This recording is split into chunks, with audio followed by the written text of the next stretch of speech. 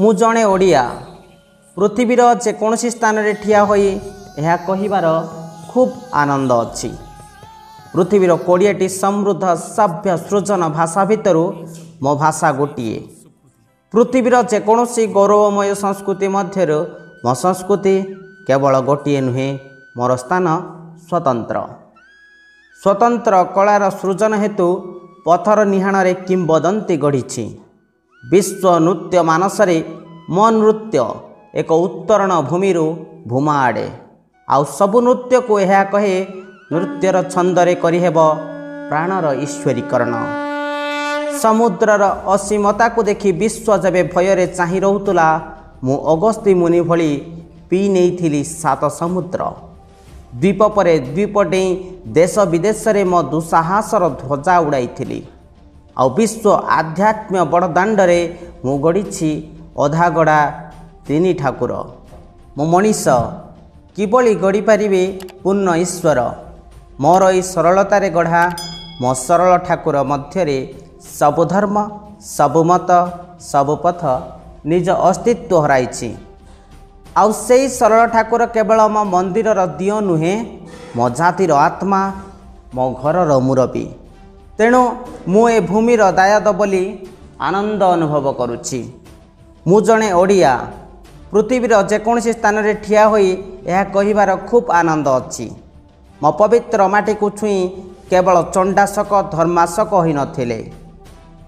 नीति नीति निरीह रक्तरे स्नान करुथवा पिशाच करुणार महादूत होई नथिले। ए पवित्र माटी इतिहासर सरहद डेई पुराण पृष्ठारे आंकिछि केते पवित्र पाद चिन्ह। ए माटी को द्वारकारु सापग्रस्त होई सांब ऋषि आदेश घिनी आसीथिले साप मुक्त पाई। अर्कभूमि कोणार्कर कर्दम को देहरे बळी काश्यपंक आराधना करी होइथिले साप मुक्त। आउ पंडु 5 भाई महाभारतर युद्ध अंते भातृहत्या पितृहत्या गुरुहत्या ब्रह्महत्या महापापर महाशकर मुक्ति पाइबा पाई लोमस मुनि परामर्श रे आसीथिले ए माटी को।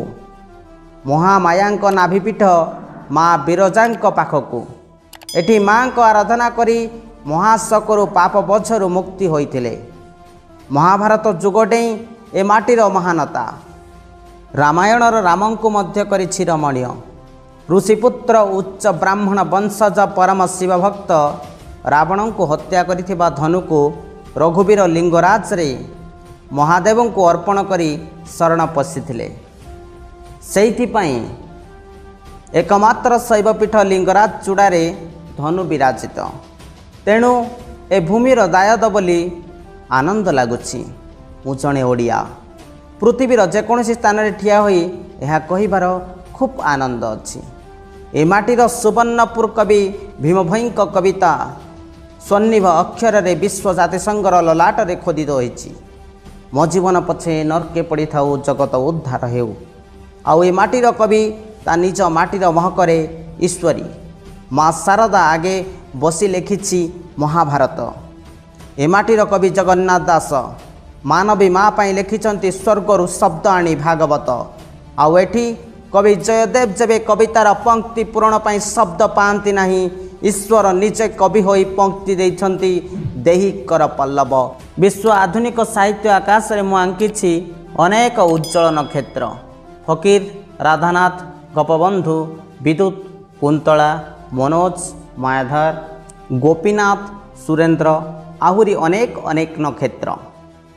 आउ हे विश्व शुण मु सेई माटीर जेउ माटीर पुओ बाउंश नली रे मापी पारे हिमालयर उच्चता आउ चंद्रर दूरता।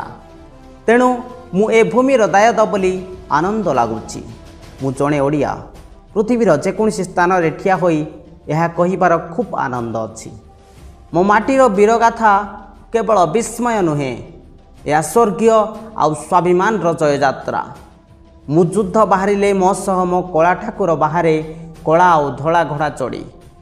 स्वाभिमान पाई मु देई पारे 5 लाख मुंड 12 बाटी मो वीरत्वर बिंदुए मात्र। एमिति अनेक बिंदुरे मु वीरत्वर सिंधु।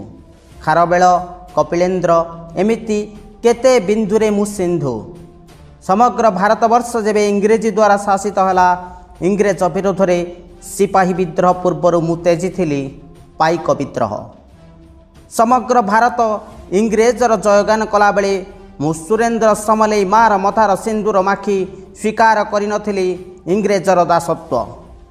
मु शिशु बाजी राउत वीरत्व आउ सरलतार विश्व विदित। मु ओडिया बिजु होई इंडोनेशिया स्वाधीन संग्रामी नायक मृत्युदंडरू रक्षा करने को आकाश रे चिल होई झांपी आनी भारत। मुई दुसाहसर सीमा लंघी जहाज भर्ती सैन्य नहीं काश्मीर भारतर अंग करी। तेणु तो मु ए भूमिर दायद बोली आनंद अनुभव करुछि। मु जणे ओडिया पृथ्वीर जेकोसी स्थान रे ठिया होई यह कहिबार खूब आनंद अछि। मु ही पृथ्वी रे प्रथमे नारी स्वाधीनतार उद्घोषक, नारी स्वाधीनतार शक्त समर्थन करी बलराम होई लेखिचंती लक्ष्मी पुराण। कन्याटीर स्वाभिमान पाई लक्ष लक्ष मुंड देइछि। विजित राजकन्या पद्मावती विषय रे राजा जेबे कहंती मंत्री को ए कन्या को एक चंडाल सह विवाह देवाको हेब। मंत्री मंद मंद हसे कन्या को निज झियो भली घरे रखी अपेक्षा करती। आउ राजा जेबे ठाकुर रथरे झाड़ू मारी चंडाल हुए मंत्री कहती हे चंडाल राजा आदेश ए कन्यार पानी ग्रहण कर। नारी प्रति ए स्वर्गीय सम्मान केवल ए माटी ए जाति देई पारे। नारीर अंत सामर्थ्यर परिचय देबाकू जाई विश्व मानव को ए जाति कहिछि मो बड़ ठाकुर भोग केवल प्रसाद। आउ सेई प्रसाद रे नारी रूपिणी मातृ रूपिणी माँ विमलार कृपा प्राप्त हेले ताहा होई जाए महाप्रसाद। एतिकी नुहे मु सदा मातृमयी प्रकृतिर चिर पूजारी। तेणु तो मौसुमी आगमने प्रकृति देवे रजवती हुए मु उल्लास रे पाळे रज पर्व।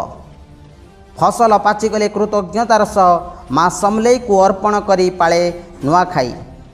आउ आमे ओडिया प्रकृति माँ पाखे एते कृतज्ञ जे आधुनिक गवेषणा कहूँ मनीष प्रथमे कोरापुट्रे ही चाष शिखिथिला, धान को खाद्य रूपे आविष्कार करिथिला। परवर्ती समय यही चाष ही सभ्यतार जननी होइथिला।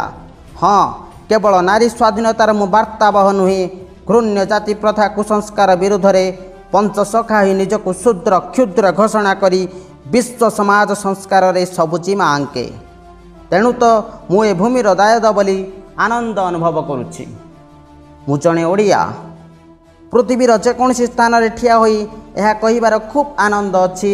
मु ओडिया एई मर्त्य रे मुक्त कंठरे कहिछि नरर नेता नर न हेउ, नरर नेता हेउ स्वयं नारायण।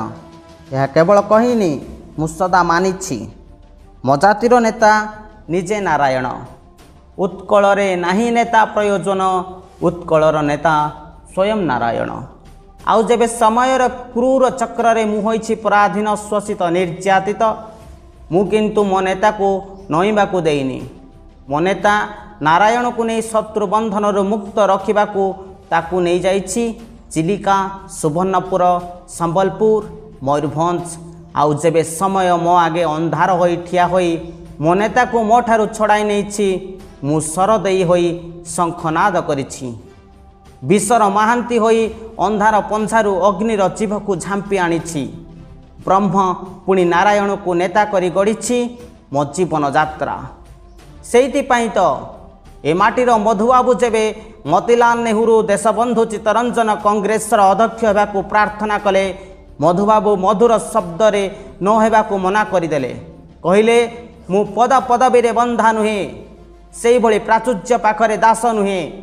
अनेक कहती मु काले दरिद्र, यह शुणी हस लगे। सूर्य चंद्र नीति देखती मु शाग पखाल खाए किंतु मो ठाकुर को 60 पौटी खुआए। केबे भी कहीं भी थरे प्रभु जगन्नाथ ओडिया घरर अतिथि होई देखंतु ता पाणसाही रे जाई, ता बंडा पहाड़ रे जाई, आदिवासी घरे जाई, चषा मूलिया ब्राह्मण करण घरे जाई थरे अतिथि होई देखंतु ना। जीवन तमाम आउ केही कहि परिबे नाही ओडिया दरिद्र बोली। साइबेरिया चिलिका को अतिथि होई आसुथबा सारस को पचारंतु, मेरुरु माइल माइल लंघी ए माटी को आसुथबा रेड ओलिव को पचारंतु ओडिया दरिद्र कि प्रकृतिर रुद्र नृत्य भौतिक स्वच्छल हो न पारे किंतु दारिद्र्य मो शब्द कोशरे नहीं। से तो 8 कोटी जेबे राउरकेलार स्टील प्लांट होइथिला 800 कोटी ऊर्ध्व इंडोनेशिया देइथिबा चेक को चिरीदेला।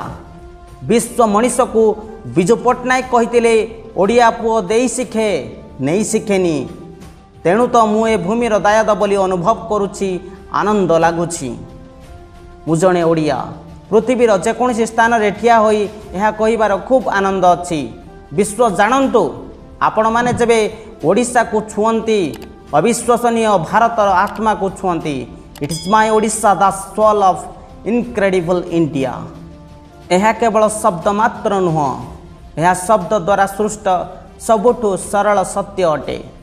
ए भूमि भव्य भारतर आत्मा बलित दिव्य गुरु अवतारी श्री रामकृष्ण तांको प्रिय शिष्य विवेकानंद को ओडिशा को न जीवा को निर्देश देइथिले। सेठारे जगन्नाथ अछंती।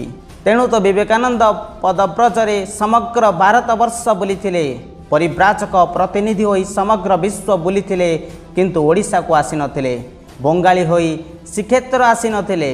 गुरु कहिथिले मु जाइनी तू भी जीवु नहीं, गले सेठी अटकी जीवु। जेउ काम पई आसीछु ताहा आउ करि पारिबुनी। ए आत्मार भूमि बोली तो एठी एते आकर्षण। एठी अवतार भी अटकी जाए। यही आत्मार आलोक को देखिथिले बोली तो मुनि कपिल कहिथिले उत्कलस्य समदेश देश नास्ति मोहितले। महर्षि कपिल निज 9 कन्या को एठारे 9टी ऋषिंक सह ऋषिकुल्या नदी कूल विवाह करैथिले। उपनिषद गीता आत्मार पथ को सदा मध्यम पथ समन्वय संगतिर पथ कहिछि। देखंतु ओडिया भाषा दक्षिण भाषार भाषा भली क्षिप्र नुहे, उत्तर भारतर भाषा भली धीर मध्य नुहे। यह मध्यम, यार वर्ण अक्षर सबु गवेषणा कहे। दक्षिण भारत व उत्तर भारत भाषार अद्भुत समन्वय। यार खाद्य पोशाक परिपाटी निजर स्वतंत्रता सत्वे उत्तर दक्षिणर एक अद्भुत समन्वय। यार आराध्य माँ विमला दक्षिणर केउ देवी मने हेबा बेले यार माँ कमला उत्तर भारतर ईश्वरी लगती। पुणी सर्वविदित ए जाति हरर उपासक, हरिर भी उपासक, तंत्रर उपासक, मंत्रर उपासक, शक्तिर उपासक, सूर्यर उपासक। ए सब संभव केवल आत्मार भूमि रे। आत्मार भूमि रे ही ठिया होई केवल लेखि हुए विश्व देख मधुमय रे भुवन, विश्व देख मधुमय।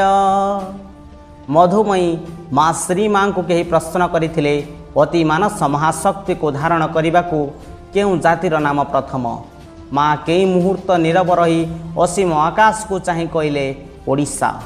तेणु तो हे विश्व मुए सर्वधर्म समन्वय भारत माटीर धार्मिक आत्मा ओडिशा बा जगन्नाथ धाम। यही दायाद बोली आनंद अनुभव करुछि। आपण मान भी अनुभव करिपारुथिबे। जदि ओडिशार दायाद बोली अनुभव करुछंती, गर्वित अनुभव करुछंती, उत्कलर अनेक गौरव को नहीं निजे भी गौरवान्वित अनुभव करुछंती, ताले निश्चय ए लेखाटी को अन्य मानक पठांतु, निजे मध्य शुणंतु। जय उत्कल, जय ओडिशा।